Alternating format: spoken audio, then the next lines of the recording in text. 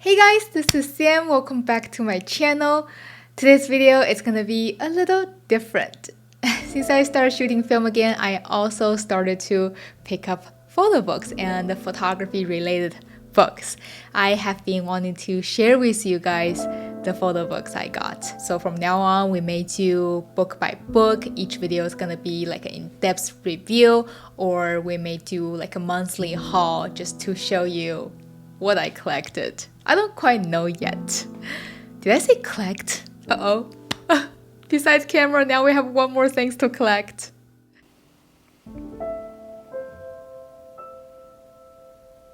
Today I want to share with you this one book I have owned for a long time, and I want to start the series with this one, a book from one of the most famous photographers of our generation.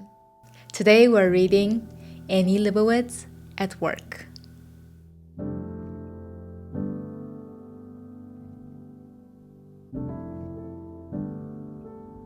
Annie Leibovitz is one of my favorite photographers, although it sounds almost cliche to say this. Having began her career as a photographer in the 60s, she has continued to produce stunning images to this day.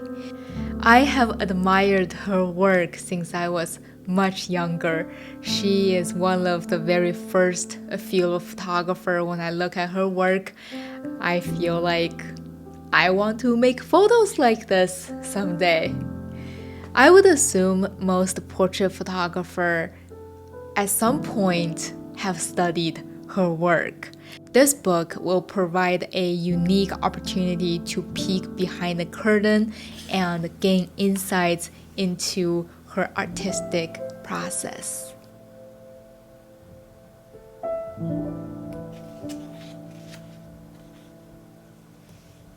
This book is structured around a series of personal narratives in which Leibovitz described her early years in photography, her experience working for Rolling Stone magazine, her commercial work for clients like Vanity Fair and American Express, and her personal projects.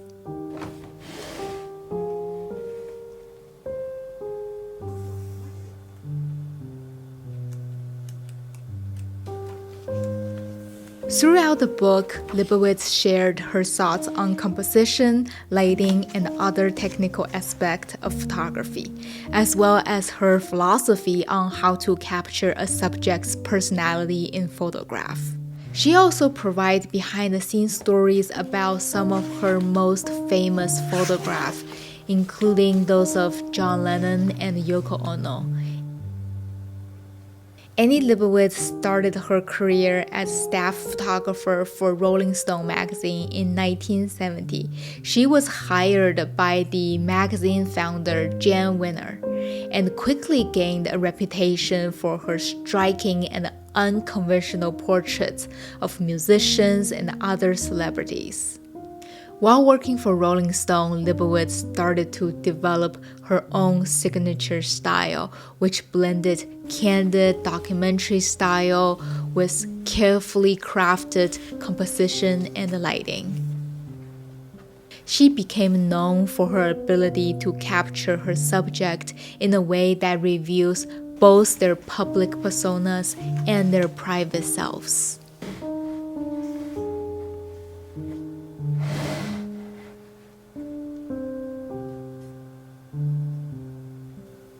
This book was published in 2008, starting with photos of her family, and says, "To my family, my first subjects." You can tell right away this is a very personal book.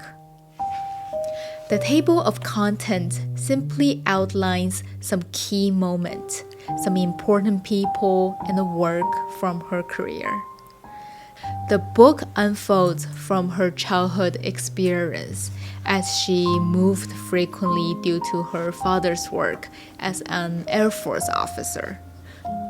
During a visit in Japan where her father stationed, Leibovitz purchased her first real camera, a Minolta SRT 101, which started her passion for photography and set her on the path towards becoming one of the most renowned photographers of our time. Photography seems like a faster media than painting. I wasn't ready for abstraction. I want reality, says Leibovitz, who was majored in painting at the time. Henri Cartier-Bresson and Robert Frank were the first photographers that inspired her. Rolling Stone was a fledgling magazine that focused primarily on rock and roll music and the culture. As the magazine grew, Leibovitz was soon recruited to take photos of the Apollo 16 launch, and she got sent on tour with musicians. Her talent even got her the opportunity to photograph Richard Nixon leaving the White House after resigning.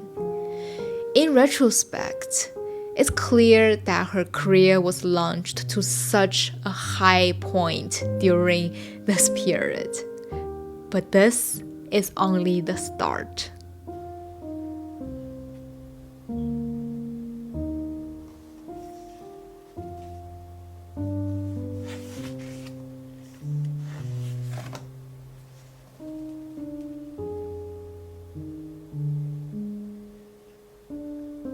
The photograph that initially catapulted her to fame is the now iconic image of John Lennon and Yoko Ono laying together on the floor. In the book, Leibovitz stated that the magazine just wanted her to photograph John by himself for the magazine cover, but John insists to have the photo taken with Yoko. Initially, Leibovitz wanted them both to be nude, but Yoko doesn't want to do that, so they kept it that way. This image was taken on December 8, 1980, just 5 hours before Lennon was tragically assassinated outside his apartment in New York City. After the tragic happened, Leibovitz also went to the hospital to photograph the crowd and documented the moment the doctor came out and announced John was dead. This photo later became one of the most iconic photos in music history. It's the long last kiss. It's two people deeply in love. It's love till death do us apart. There are behind-the-scenes stories like this throughout the whole book. You have Cindy Sherman, O.J. Simpson, Agni Martin, her mother Marilyn, and her daughter Sarah, and the last sitting with Susan Sontag. The story behind these photos are fascinating. Some are longer, some just have a few sentences.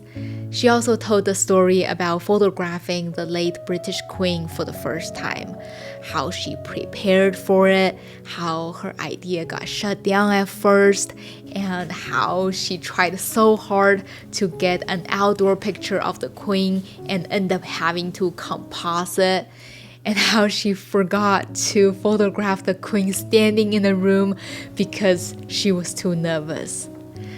Throughout the book, you can have a peek of what she wanted, how she approached it, what works, what doesn't work. She shared her early experience shooting advertising pictures and the experience of photographing war and later Hollywood celebrities. This book is not a biography or a memoir. It's more like a notepad. It's like she's standing in front of her photo archive and pulling out pictures randomly and telling you stories about them. She brings you to the behind the scenes to watch her work with the most famous, most powerful, and most talented people in the world. She shows you her mind map, her beliefs, and her philosophy of being a photographer and an artist. At the end of the book, there are some sections I found interesting. There is a whole chapter talking about the equipment she used. starting from her first camera, the Minolta SRT-101, then moved to the Nikon F with a 35mm lens. Later, she used the Hasselblad to shoot magazine covers. And she talks about different focal lengths she used, from the 55mm to the 24 to the 14. She would sometimes carry 3 cameras because she doesn't want to miss anything when she has to change lenses. In the mid-80s, she started to use the Mamiya RZ67. See, that's the camera I don't have yet. I need it! And it became her main camera until she started to shoot digital. She talked about how she adapted to digital cameras and also mentioned even the small things like light meters and tripods and fans and the music. It's pretty interesting. After this chapter, there are a couple of pages that listed all the photos that showed in this book, when and where it was first published, also the camera, the film it was used in taking these photos. Then you can flip back, look at the photos again, and see the differences between, for example, the 35 Nikon and the Mamiya 6.7 and later the Canon 1D digital camera. You know how people normally say, equipment is not important. But I feel like when you know the equipment the photographer was using, you can refer to the photo and then learn the look of the specific equipment features. I think it will help you pick and choose your own weapon. What do you think? There is also a 10 most asked questions section. You can find the answer to, are you happy with the move from film to digital? Where do you get your ideas? And how do you set people at ease and get them to do things that they do in your pictures? And so on. This book is a super easy read. It's written in first person, so it feels super genuine and honest.